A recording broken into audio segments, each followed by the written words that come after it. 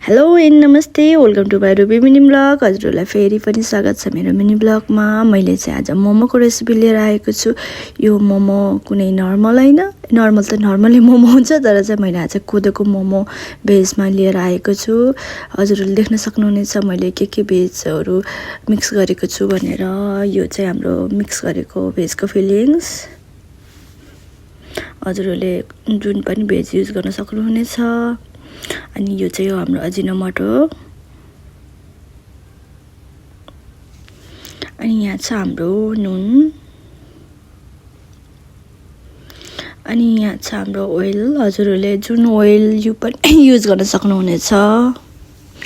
अनि यो चाहिँ हाम्रो नेपाली प्योर मोमो मसला। यो बिना त खल्लै हुन्छ है। यो अदुवा लसुन अनि खुर्सानी। हजुरहरूले खुर्सानीलाई चाहिँ स्किप गर्न सक्नुहुनेछ, नहाल्न सक्नुहुनेछ। अनि यो चाहिँ हो मैले बटर पनि एड गरेको छु हल्का जुसीको लागि। अनि मैले चाहिँ यो पहिला बटर पिघालेर चाहिँ हाल्ने गर्छु। अनि यही भाँडामा चाहिँ मैले ओइललाई तताएर चाहिँ हल्का अदुवा लसुनलाई चाहिँ फुराउने गर्छु, किनभने यो भेजमा चाहिँ अलिकति अदुवा लसुनको काँचो स्मेल आउँछ। सो मलाई चाहिँ अलिकति त्यो मन पर्दैन, त्यही भएर चाहिँ फुराउने गर्छु। हजुरहरूले चाहिँ जे गर्दा नि हुन्छ है त। अनि नुन र अजिनोमोटो हालेर चाहिँ मैले मजाले पहिला मिक्स गर्छु।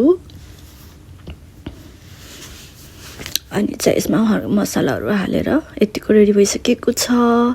अनि यो चाहिँ हो कोदो। हजुरले कोदो मात्र नगर्नु होला, आटा पनि मिक्स गर्नु होला, किनभने पछि ऱ्याप गर्न चाहिँ एकदम गाह्रो हुन्छ। किनभने चाहिँ अब कोदो एकदम मसाइलो हुन्छ, सो आटा पनि मिक्स गर्नु होला अनि बल्ल ऱ्याप गर्न सकिन्छ। मैले चाहिँ यो फर्स्ट टाइमै हो गराएको, बट मैले कोदोको रोटी गराइरहेको हुन्छु, सो मलाई पहिले नै नलेज थियो। त्यही भएर हजुरहरूले आटा या मैदा पनि युज गर्न सक्नुहुनेछ, तर चाहिँ मैदा भन्दा चाहिँ आटा गर्नु होला। मैले चाहिँ अहिले प्योर अर्ग्यानिकवाला मोमो गराउँदै थिएँ, सो त्यही भएर चाहिँ मैले आटा युज गरेको थिएँ। अनि यसरी चाहिँ मैले ऱ्याप गर्दै गएँ। मैले आटा मिक्स गर्दा पनि गाह्रो भइरहेको थियो यो ऱ्याप गर्नलाई। मैदा गर्दा चाहिँ सजिलो हुन्छ, बट मैले चाहिँ अहिले अर्ग्यानिक नै गरौँ भनेर चाहिँ आटा युज गरेको थिएँ। मैले जानेको जति सेपहरू बनाएँ। हजुरहरूले आफ्नो तरिकाले गर्न सक्नुहुनेछ। यो चाहिँ हो हाम्रो फ्रोजनको लागि रेडी भयो, किनभने हामीले चाहिँ 2 जना मात्र थियो। अनि किन धेरै खान सकिँदैन एकैचोटि बनाएर, सो पछि खाना हुन्छ भनेर मैले यो चाहिँ फ्रोजनको लागि रेडी गरेको थिएँ। अनि चाहिँ यो बाँकी मोमोहरू चाहिँ 2 खाना गराएर चाहिँ स्टिम गरेको थिएँ। यतिको रेडी भइसकेको छ। पाकिसकेपछि चाहिँ यतिको कलर आउँछ।